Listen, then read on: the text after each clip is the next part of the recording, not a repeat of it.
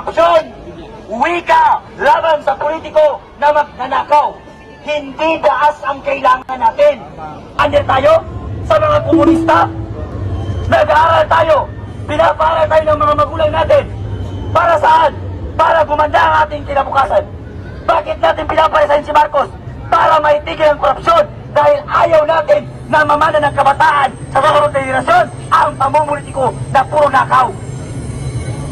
Isa tayo at sugpuin natin ang korupsyon sa ating bansa at pababain si Bongbong Marcos sa pwesto ng walang daas. Mula sa One Intra. Makakasama rin natin si Judiel, kabalang mula sa Anak Bayan NCR. Pag-asa ng bayan! Kabataan! Lahat ng sangkot! Dapat managot! Magandang hapon mga kasama. Ako po si Alex mula sa One UP. 2 buwan na mula noong sumabog ang mga expose sa mga flood control at farm-to-market road projects. Bilyon-bilyong piso ang nilustay. Ghost projects, beke na dokumento, substandard na mga materyales. Ang sabi ng mga nasa pwesto, iniimbestigahan. Pero hanggang ngayon, walang nahahatulan, walang napapanagot. Tama ba yun mga kasama? Ang investigasyon parang sirang gripo. Maingay sa simula, pero kapag binuksan mo, wala nang tubig na lumalabas. At habang pinagpapatuloy nila ang drama sa Senado, sa mga universidad, sa UPEL, tayo ang nagdurusa sa mga bayaring di mapaliwanag, sa mga tuition fee increase na paulit-ulit nilang sinasabing wala, pero taon-taon gumataas! Mga kasama, naghihirap kami sa University Belt. Tinatakot ng mga admin, pinapasukan ng mga sundalo. Yung mga ibang universidad, sira-sira pa ang mga pasilidad kahit ang taas ng matrikula.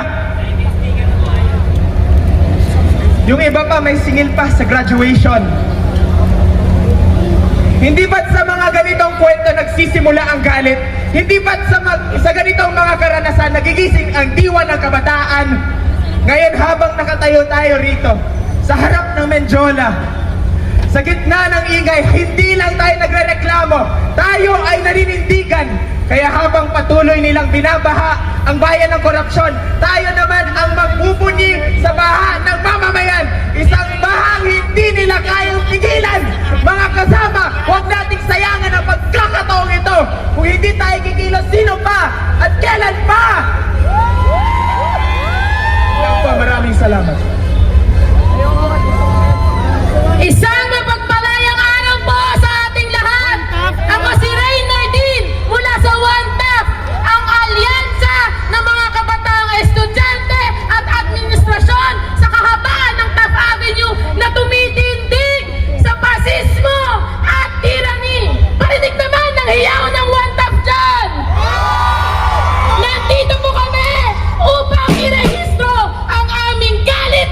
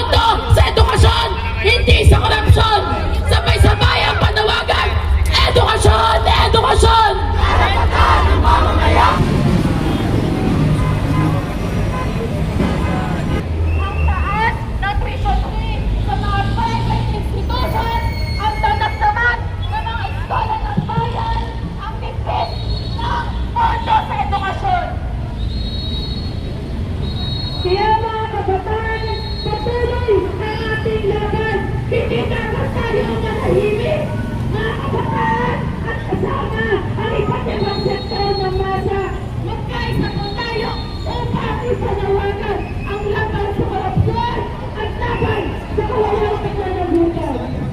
Kaya mga kabataan, muli, edukasyon! Edukasyon! Karapatan ng mamamayan! Edukasyon! Edukasyon!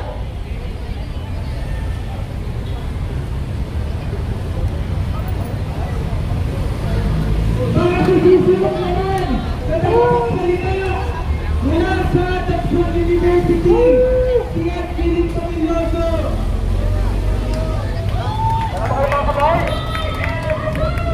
Karapatan ng mamamayan! Edukasyon! Edukasyon! Nandito po ang kabataan na kawalan sa korupsyon! Mapagpalayang araw po sa lahat! Nandito po kami!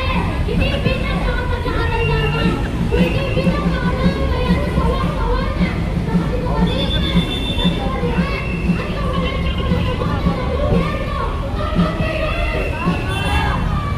Sawang-sawana kami! Sa mga opisyal! Na inuuna ang sultan ng bayan! Bravo! Sawa-sawa na kami!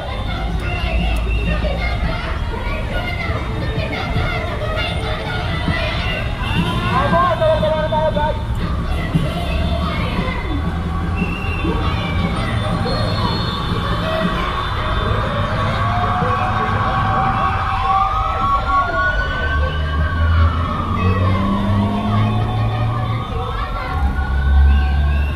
Ang oportunidad at ang kinabukasan ng mga kabataan.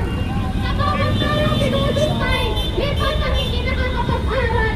Sa bawat perang pinulutay, patuloy na tumataas ang matrikula sa mga pribadong paaralan. Patuloy na nawawalan ng pondo ang mga state universities natin. Tama ba yun? Bravo! Sa bawat proyekto ay naabuso, may mga pamilyang naghihirap. Ito ang sistema paulit-ulit na naglulubog sa atin. Ngunit tandaan, ang kabataan hindi nakalitin ng lumang gawin. Tayo ang magbuhat ng kabilang na sistema. Tama ba yan? Tama! Parang nasa kapitalismo. Bravo! Tama. Pinakabataan, bibig natin ang lakas ng bagong pag-asa. Ang pagbabago, hindi na magsisimula sa Kongreso o sa Malacanang. Magsisimula ito sa atin, sa bawat kabataan at sa protekti para sa katotohanan. Sa bawat korupsyon na nangyayari, may mukha ito, mukha yan, sa bawat na nakikita nating magaganda na lumulog sa lansangan. Sa bawat batang nagkakasakit at hirap kumita sa PGH. Ako po, sikuloyista. Pangarap ko po maging sikuloyista. Kitang-kita ko po na ang hirap pumasok sa NCMH. Diyos ko, nakakasira ng mental health. Tama ba yun? Tama! Diba? Ang hirap pumila sa PGH. Ang hirap pumila sa NCMH. Hindi na accessible ang mga, hindi na accessible ang healthcare system. Sawang-sawa na kami sa ganitong paglulusay ng pera sa bayan. Kaya ang panawagan namin, serbisyo sa tao! Huwag gawing negosyo! Huwag gawing negosyo! Serbisyo sa tao! Servisyo sa tao! Huwag gawing negosyo! Serbisyo sa tao! Sabay-sabay tayong nakinay sa pa! Servisyo sa tao! Huwag gawing negosyo! Huwag gawing negosyo! Serbisyo sa tao! Sino dito? Biktima ng korupsyon! Mag-roll nga tayo sa gilid! Sino dito mula sa PNU magtingay? Sino dito mula sa TUP magtingay? Sino dito mula sa Adanson magtingay? Sino dito mula sa UPM magtingay? Di narinig eh. O sige, parang nasusunod naman na tagapagsalita mula sa PNU si Janine.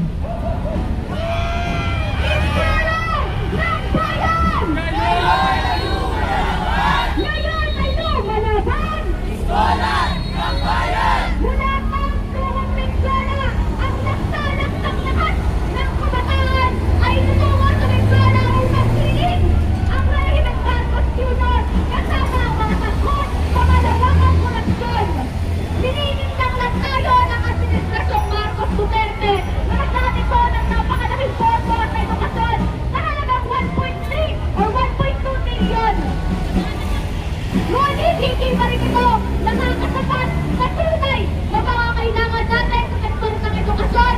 Kabilang lahat ang ating kasalukuyang dagat na tumitirin ang presyo ng ating mga bilihin simula sa ating pagkain, sa mataas na bayarin, sa edukasyon, sa tuition fee, pati sa magtaas ng pasahe. Kasampasan ito ng maraming estudyante at hindi natin maaalis ang galit ng kabataan hanggang hindi napapatalsik ang rehimeng Marcos Jr. Hirap na ang galit ng mamamayan, ang mga scholar ng bayan, ang kabataan, ang pang-estudyantehan at ang mamamayan mula sa iba't ibang sektor. Kaya ang panawagan ng kabataan kasama ang napakalakas na ating tinig, dadalhin natin ito sa Mindoro, tangan-tangan, sigaw! Sigaw, sigaw! Ang panawagang serbisyo sa tao! Huwag gawing negosyo! Huwag gawing negosyo! Serbisyo sa tao! Edukasyon! Edukasyon! Karapatan ng mamamayan! Karapatan ng mamamayan! Edukasyon! Edukasyon! Maraming salamat po.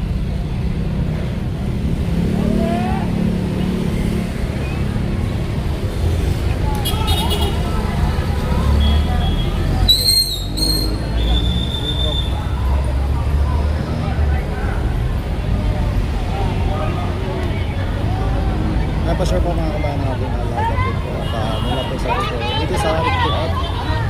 Tuloy-tuloy po ang ating live po mga kabayan.